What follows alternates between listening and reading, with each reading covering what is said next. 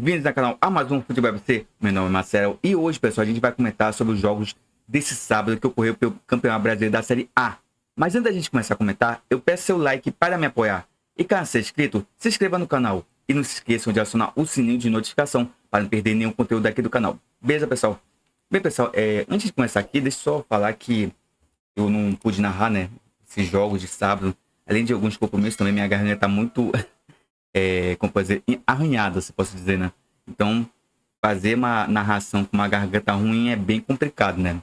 Então, eu vou me poupar esse final de semana também de fazer narrações para poder eu conseguir narrar, né, os jogos desse meio de semana, né? Que tem as semifinais da Copa Libertadores da América e também tem a semifinal da Copa Sul-Americana. Tá bom, pessoal? Então, por isso que esse final de semana a gente não vai ter, infelizmente, nenhuma narração, beleza? Porque senão, realmente, aí complica o meu lado e aí vou ficar mal até meio de semana e complica. Mas assim, pessoal, vamos lá comentar um pouco sobre os jogos de sábado, né? Vocês já estão vendo aí na tela os resultados. A gente teve a vitória do Flamengo, né? Por 1-0 para cima do Bahia. A gente teve um empate entre Fortaleza versus Grêmio em 1-1. O São Paulo derrotou o Corinthians por 2-1. Clássico paulista. São Paulo, hein? São Paulo que tá realmente o carrasco do Corinthians, né? A surpreendente vitória, não tão surpreendente assim, né, do Cuiabá por 3-0 para cima do Fluminense, mas já vou explicar o porquê. A gente teve a vitória do Atlético Mineiro para cima do Internacional, tá bom? E esse Cruzeiro e América Mineiro aí é o jogo que vai acontecer hoje. Então vamos lá, pessoal, é o seguinte. Vou comentar primeiro sobre a partida entre Flamengo versus Bahia, jogo esse polêmico, cheio de lances polêmicos, a qual teve muita reclamação por parte do Bahia, por conta de alguns lances, até que certo ponto duvidosos. E é o seguinte, o Flamengo jogou bem o jogo, mais ou menos. Mas assim, a gente viu uma mudança de atitude por parte dos jogadores, né? E isso aí é uma coisa que eu tenho que fazer uma crítica. Porque assim, eu sei que com o São Paulo a coisa estava ruim, não tinha esquema tático, o time era uma bagunça em campo, beleza, ok. Mas, ontem a gente percebeu também que também faltou um pouco de vontade dos jogadores para tentar buscar bons resultados nessa temporada, né? Porque ontem a gente viu uma mudança de atitude dramática, né? Sabe? Drásticas por parte dos jogadores. E a gente viu que quando eles querem jogar, eles jogam. E ontem eles quiseram jogar, quiseram mostrar para a torcida que realmente quem estava errado é o São Paulo. Obviamente que não foi um jogo primoroso. A gente ainda vê alguns jogadores muito mal. O Pedro estava muito mal na partida. Fez o gol da vitória no lance de pênalti, mas o Pedro também foi uma negação. Realmente o Pedro está muito ruim nessa temporada. É incrível, não. Um jogador da qualidade do Pedro realmente está nessa má fase.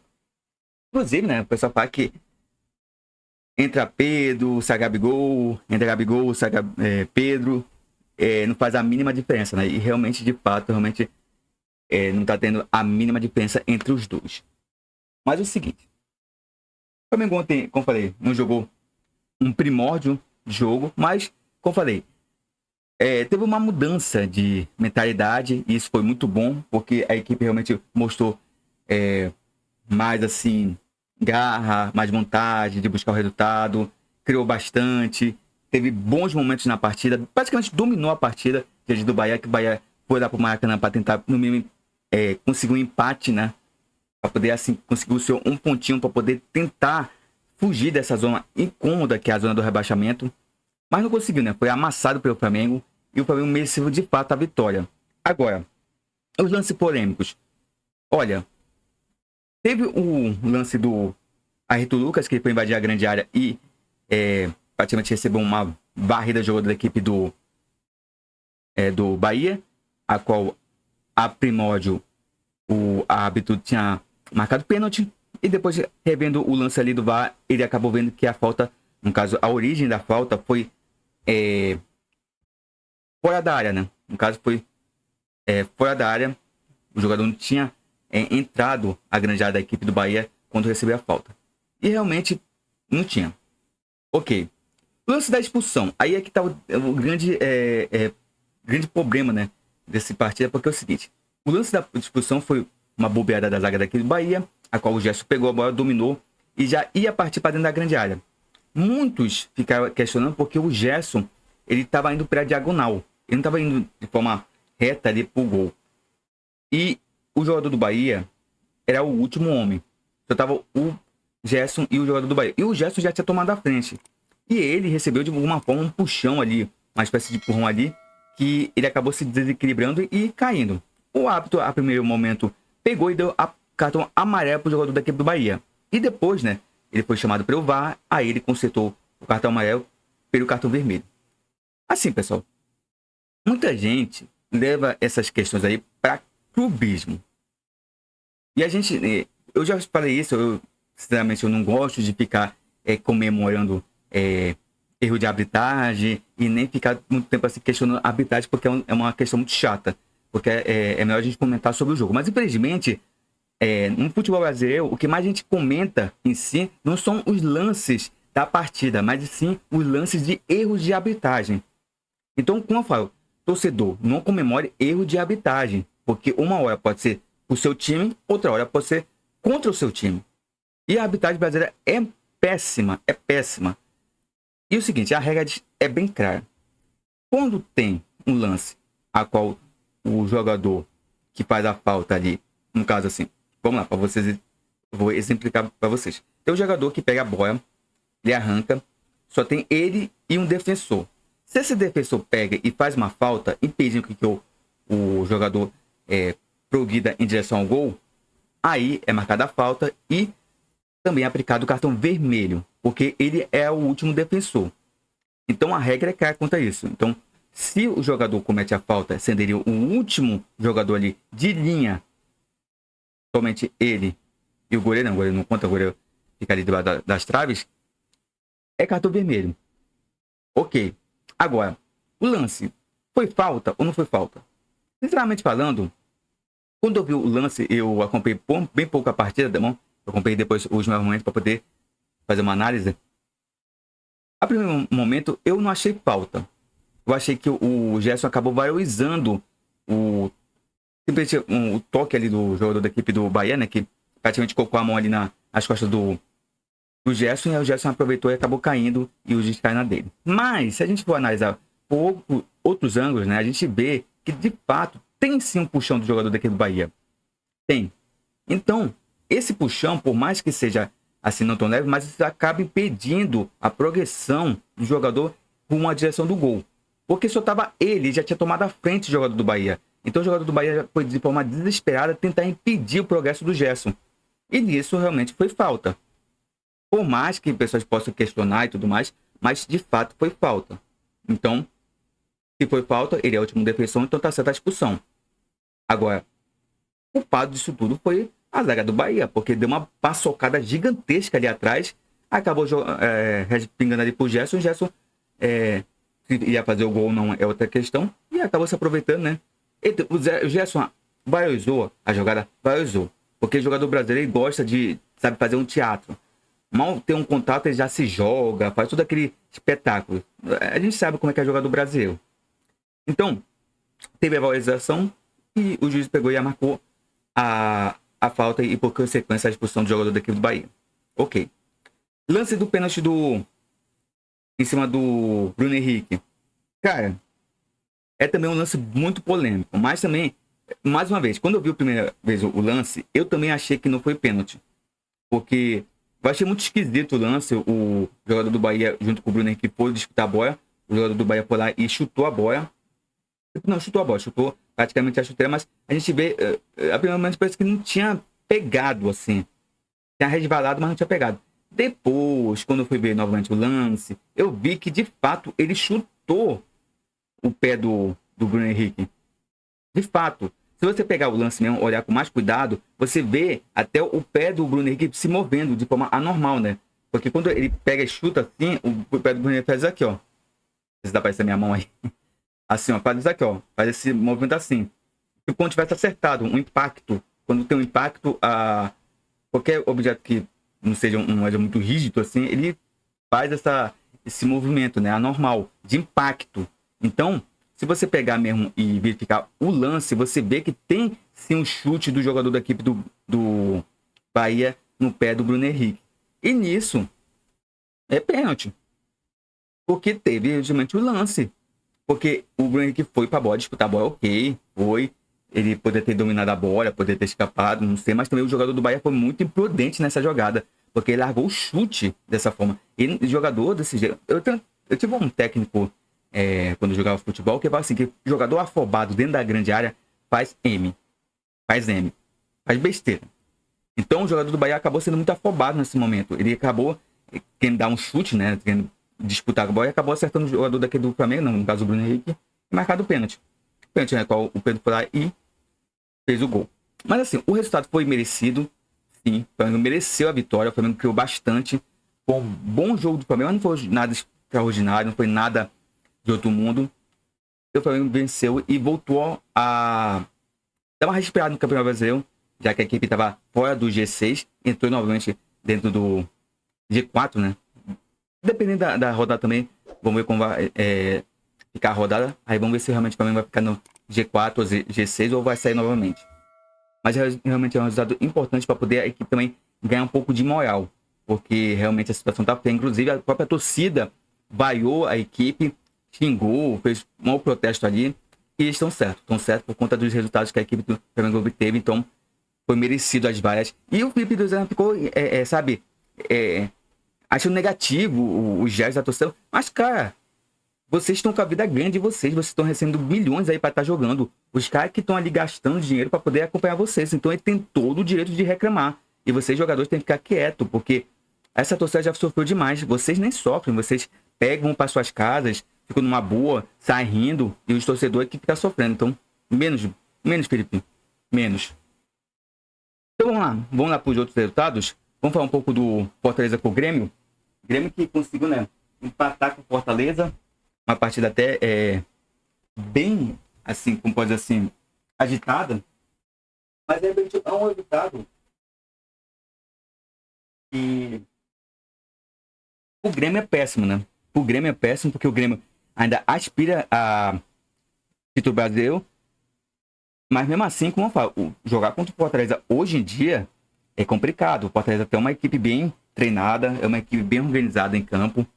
Provavelmente não é uma equipe que tem um nível técnico alto, mas é uma equipe que dá trabalho para quem enfrenta. Principalmente pelo seu técnico Vojvoda, que realmente vem fazendo um trabalho incrível com o Fortaleza. Então, de fato, realmente foi um resultado ruim pro Grêmio, mas até que interessante pro Fortaleza, né? Eu digo também que não foi tão bom assim pro Fortaleza, porque a equipe estava vencendo, poderia ter saído com os 3 pontos, mas acabou vacilando no final e o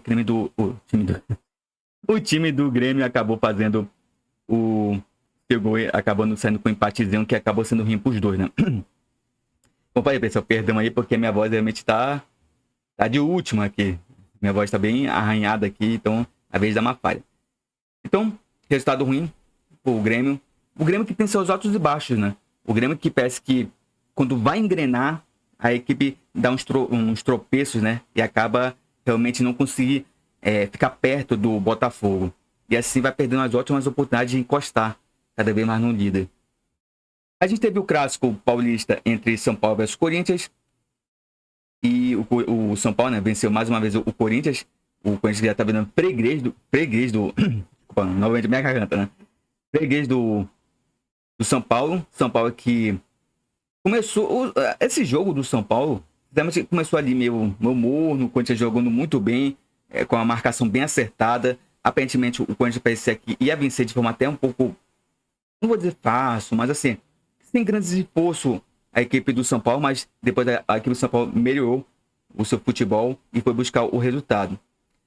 E assim, né, como eu tinha falado, comentado um vídeo ali atrás, fala que o São Paulo não podia pegar esse título da Copa do Brasil e praticamente se acomodar, né, na temporada. Dizer, não, já ganhei a Copa do Brasil, já tô classificado para a Libertadores, então pronto, eu já posso entrar de férias. Não, porque o São Paulo estava próximo ali da zona do rebaixamento, né. É uma posição bem perigosa ali, porque estava muito igual com as equipes que estão lutando para sair dessa zona do rebaixamento. Então o São Paulo também tinha que abrir o olho. Venceu, conseguiu se distanciar um pouco mais da zona de rebaixamento, mas também joga o seu adversário, né, o seu rival, para ali para uma zona bem complicadinha, hein? O Corinthians está começando novamente a se aproximar da zona do rebaixamento e tem que abrir o olho. E sinceramente falando, aproveitando rapidamente aqui pra gente comentar, que, cara, teve a mudança no comando do Corinthians, né? Que saiu o Luxemburgo e agora entrou o Mano Menezes. E, cara, sinceramente falando, é de amadorismo, sabe? Uma diretoria fazer isso. Eu sei que o Vanderlei Luxemburgo não é um primórdio, mas já foi, né? Já foi um grande técnico, já foi um técnico realmente muito bom, top de linha de técnico brasileiro. Mas, sinceramente falando, fazer isso com o Luxemburgo, né? De ter pegado e ter demitido ele, faltando poucos dias, já por uma decisão, no caso, uma decisão de semifinal da Copa Sul-Americana, eu acho burrice. Desculpa, é burrice. Porque, sinceramente, quando você troca de treinador, é um novo começo. É um novo começo de um trabalho. O Mano Menezes é um técnico, pra mim, sinceramente, mais ou menos. Também eu não vejo nada demais muito no Mano. Já sei que ele é um técnico que tem algumas conquistas importantes, mas eu não vejo, sinceramente, nada demais do Mano Menezes. Mas a diretoria pegou. Mas, sinceramente falando aqui com vocês, torcedor do Corinthians, a diretoria só fez isso porque o Tite estava livre no mercado e viu que o Tite estava negociando com o Flamengo. Então, o Corinthians tentou dar uma rasteira, né? Passar o chapéu, assim, quando a gente fala. Ou passar a perna no Flamengo, né? Para poder ver se contratava o Tite antes do Flamengo. O Tite acabou recusando, né? Até porque o Tite está nessa novela aí com o Flamengo e tudo mais. E também ele falou que ele não queria se envolver muito porque ainda estava no comando técnico do Corinthians, o Luxemburgo. Então ele não achava coerente nem ético. Mas a diretoria viu a oportunidade de tentar o Tite, então foi lá e demitiu o Vanderlei Luxemburgo.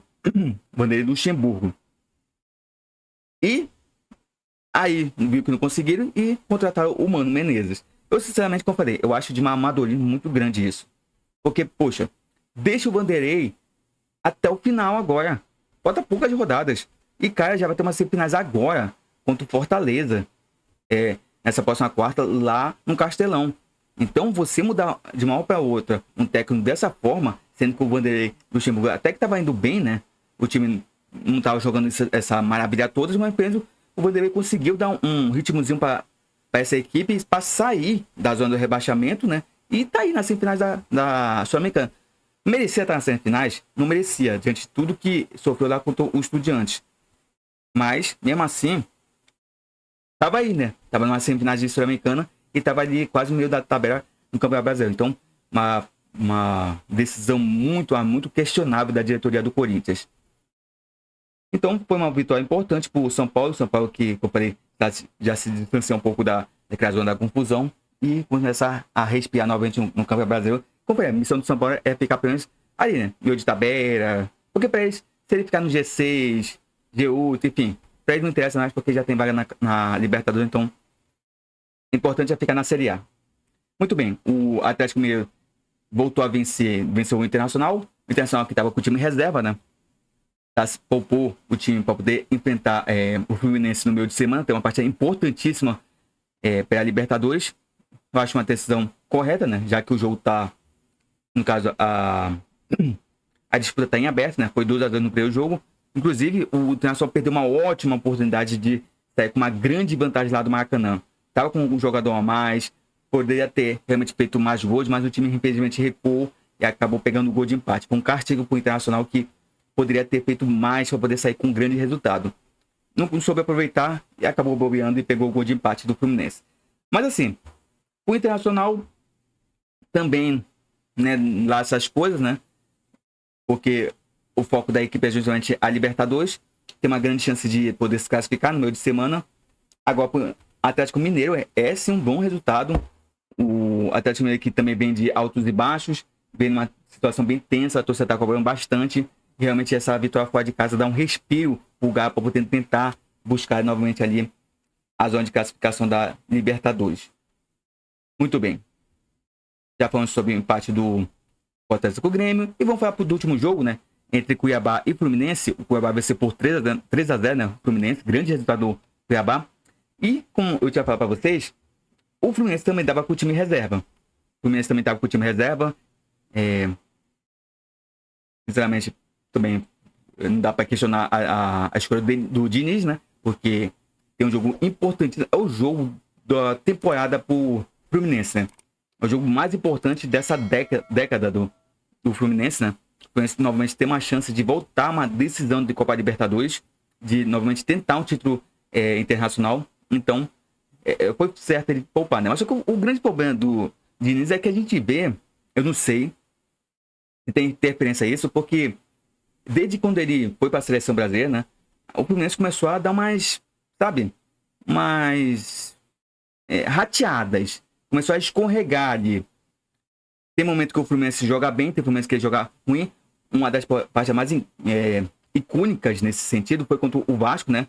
O Fluminense que tinha tudo para vencer o Vasco. O Vasco acabou surpreendendo, jogou muito bem o Vasco, diga de passagem. O Vasco realmente fez para mim, foi uma das melhores partidas do Vasco na temporada, tá bom? Contra o Fluminense, jogou muito bem, mas realmente o Fluminense realmente dá para perceber que já começou a cair um pouco de qualidade, como foi na temporada, né? Todo mundo dizia que o Fluminense iria disputar o título brasileiro, ia disputar, vários títulos esse ano, e tá começando a dar uma rateada. Eu acho que também esse negócio de divisão de gestões, tanto da gestão da seleção brasileira como do Fluminense, dá uma certa atrapalhada no planejamento do Diniz, né? Eu não tenho certeza dele, mas eu acho que seja isso, porque realmente o Fluminense tá numa situação bem complicada nessa temporada, que tudo depende desse jogo aí contra o Internacional, né? O Campeonato Brasileiro, o time também tá bem, tá ali, pode até se tornar vice-líder, poupou, perdeu pro Cuiabá